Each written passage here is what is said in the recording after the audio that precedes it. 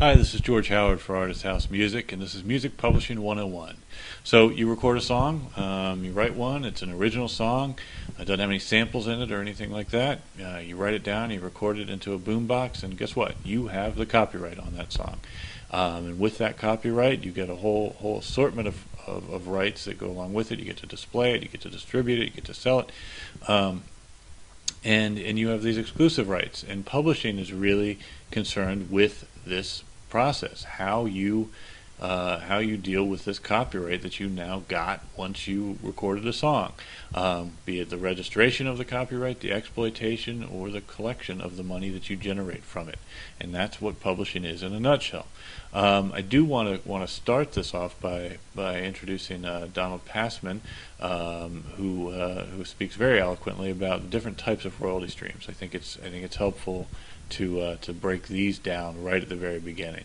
So here's Don on royalty streams. Whenever a record is sold, there are two distinct sets of rights that have to be taken care of. One is for the physical recording, the artist that actually sings on the record. The other is for the songwriter, the person who wrote the song, who may not be the same person as the artist, often isn't. So let's break them down. The artist is paid by the record company. They get a royalty that's based on, essentially these days, the wholesale price that the retailer has paid for the record. The person that wrote the song gets something called a mechanical royalty, and mechanical comes from the 1909 Copyright Act, where songs used to be mechanically reproduced. They haven't been mechanically reproduced for 60 years, but the name stuck, and therefore that's what they're called as mechanicals these days. In terms of a record royalty, it's all over the place depending on your bargaining power, but the range is generally somewhere in between 12% to 18% for most artists, sometimes going up over 20% for superstars. For mechanicals, the United States and Canada are the only countries in the world that don't pay a percentage of the wholesale price for mechanicals. The United States and Canada pay on a per song basis, currently 9.1 cents in the United States for each song, although one of the things that goes into a record contract is that the record companies want to pay 3/4 of that rate as opposed to the full rate, on the simple theory that they have the bargaining power and you don't. There are royalties that are paid to the songwriter, the person who has written the songs, and then there's a different type of royalty that is paid to the person that performs the song. And in this course, and publishing in general, is concerned with the former, the royalty paid to the songwriter, not to the performer. It's the person that wrote the song, whether or not this person performed it on the record. Publishing is all about the writing of the song and the exploitation of the song and the collection of the money for that song, not the performance. And songwriters receive the following royalties here. They receive mechanical, synchronization royalties, performance, and special use. They also receive print potentially, and I'll talk about that as well. Mechanicals. This can be a bit confusing, but it's really important that you understand this. You write a song, or a label signs you and puts the record out that has that song that you wrote on it. Whether or not you perform the song on the record or not, you wrote it. Every time that record is sold as either a CD or as a download, you receive a royalty as a songwriter. So this seems a little strange now, I guess, at a time when most performers also write their songs.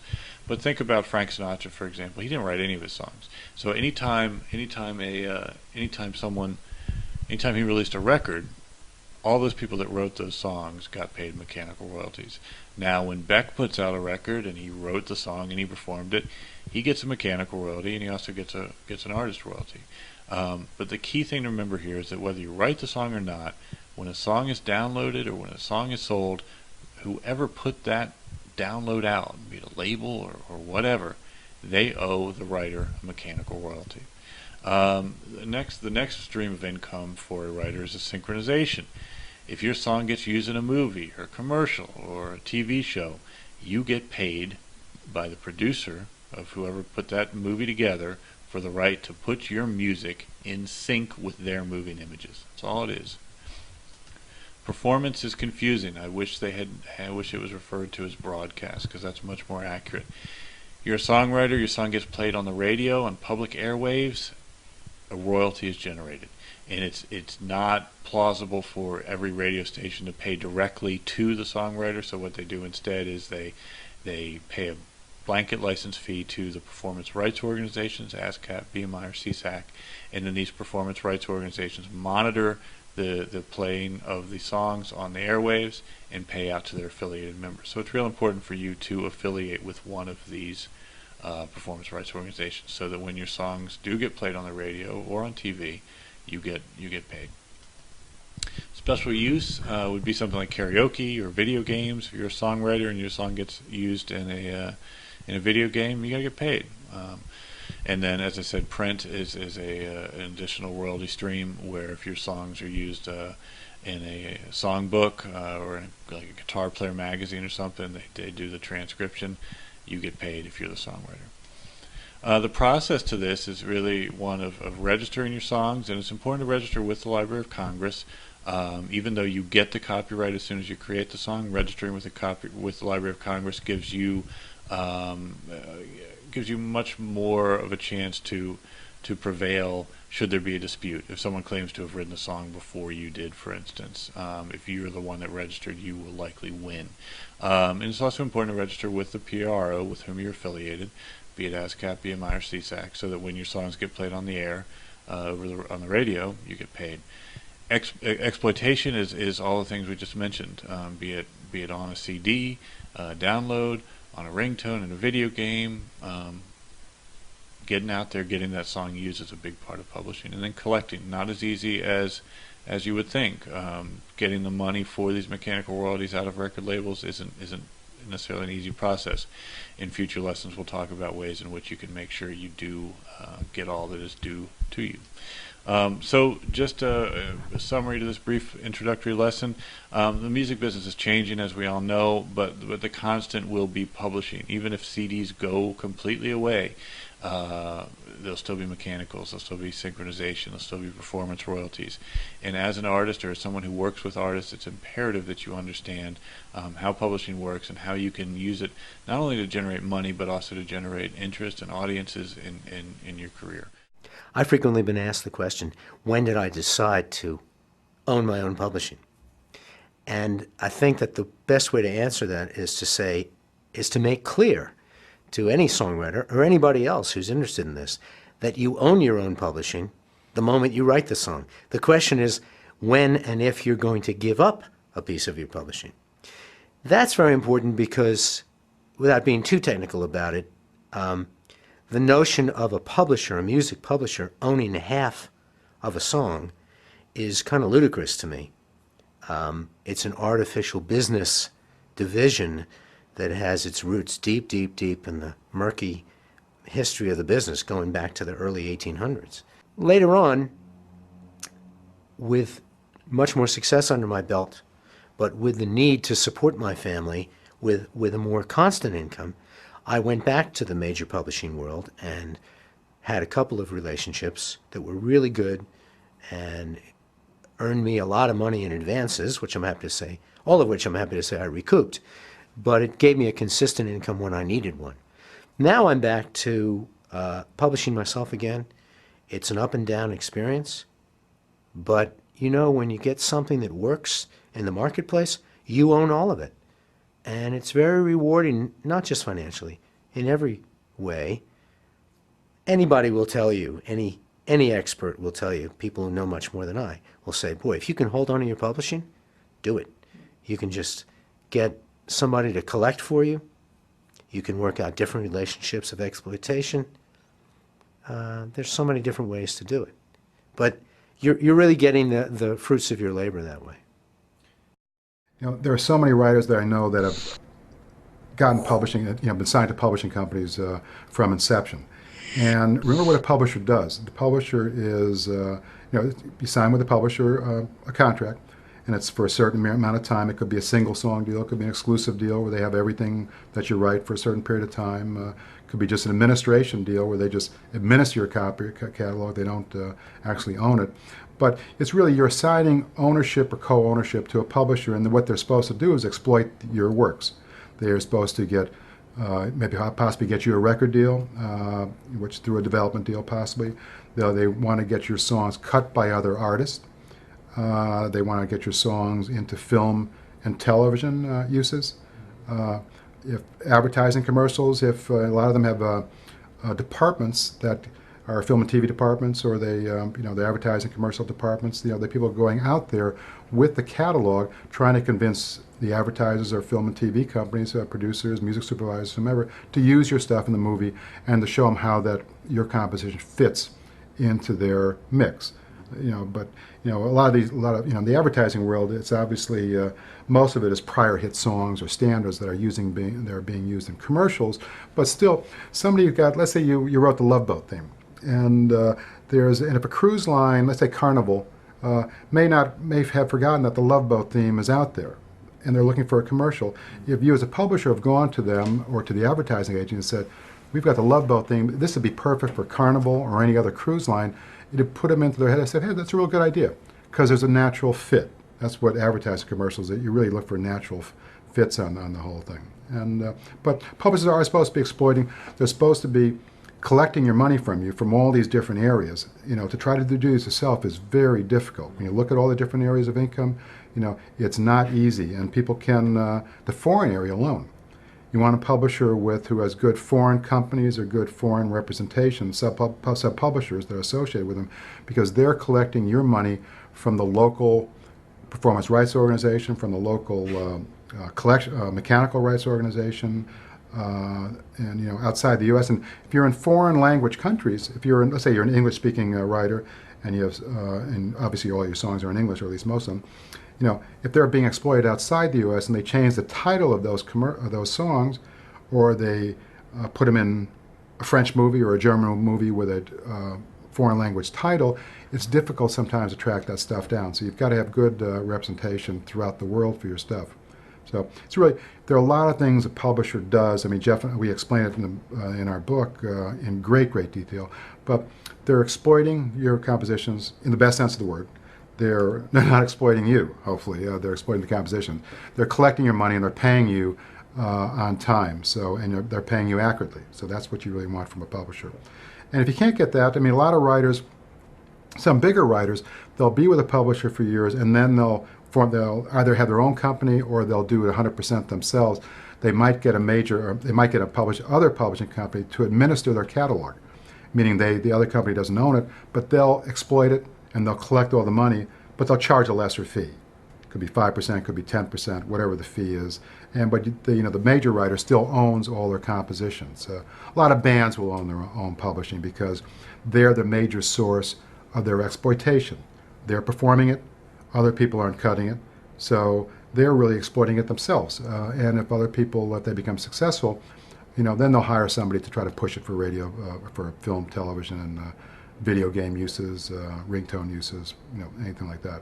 So sometimes you will have writers. There's law firms out there who also have administrators within the law firm who administer the copyrights of their clients. You also have just big publishing administration firms out there who are not co-publishers, but they're really almost like business managers in a sense. They're doing everything a publisher does, but they're collecting the money. They're very good at collecting money because they know the intricacies of the accounting and business practices throughout the industry. So a lot of different ways you can do this whole thing when you're talking about music publishing. The broadest definition, I think, is the acquisition and exploitation of songs. But what it specifically means historically is somewhat different than what it is currently. Historically, publishers started as song pluggers. They'd travel around to live performers and give them sheet music and plug them with this idea that they should play this piece of sheet music on their show.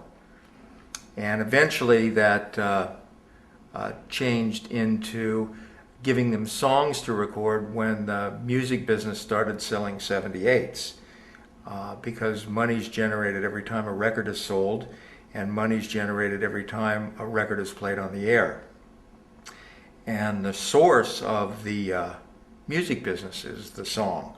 Without the song, you don't have anything to perform, and with nothing to perform, you have no artist to do anything. So to me, it's always been the source of the industry. It's a partnership with the songwriter or songwriters, effectively. It's some level of a partnership.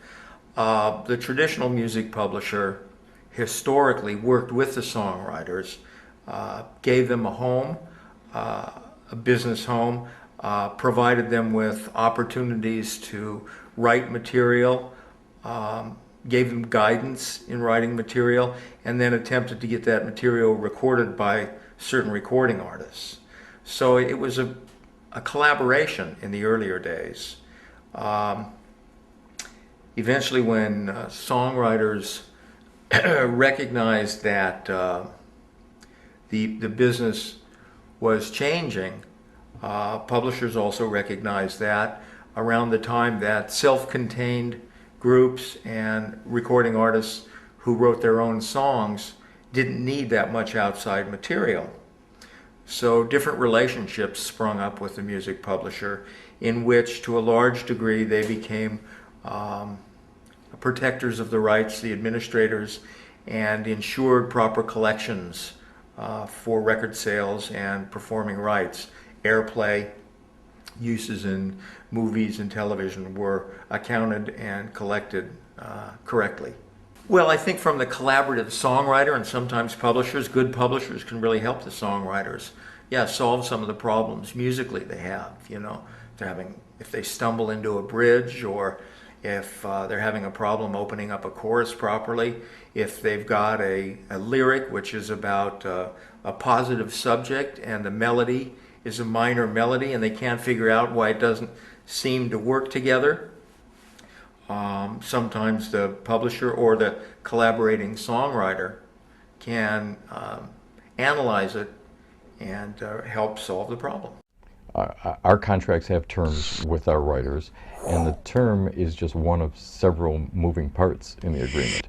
And when we choose to represent a writer and a writer chooses us to be represented, the key elements of that agreement is how many songs are they giving us, which is called the Schedule A. Are they giving us one song or multiple songs? What's the duration of the ownership of that? How many years are we going to own it in perpetuity for the life of copyright? Another important element is if there's going to be a reversion of that copyright.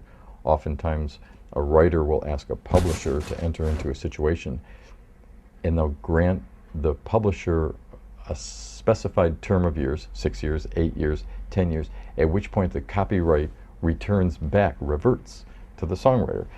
Some publishers aren't so happy about reversions. Writers seek reversions, but that's an interesting element. Certainly, generally the territory is for the world. You usually represent songwriters for the world.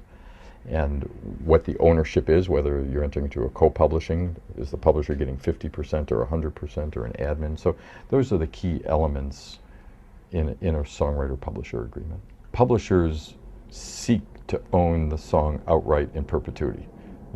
Publishers really want to have 100% of the publishing for the life of copyright. And life of copyright now is life of the composer plus 70 years. It's not a comfortable situation for a publisher to say, hi, I want to enter into a short-term lease of the song and revert it back to you, especially if publishers do the heavy lifting. Hi, we're going to pitch it, we're going to get Bonnie Raitt to record your song, we're going to get Celine Dion to record your song, we're going to place it in film and TV, and it's going to have income streams, and yet then the ownership of the song reverts. That's not a comfortable situation for publishers. Writers, on the other hand, seek the reversion, and that's part of this, the moving parts in this negotiation on what's going to feel right, what's going to incentivize both parties.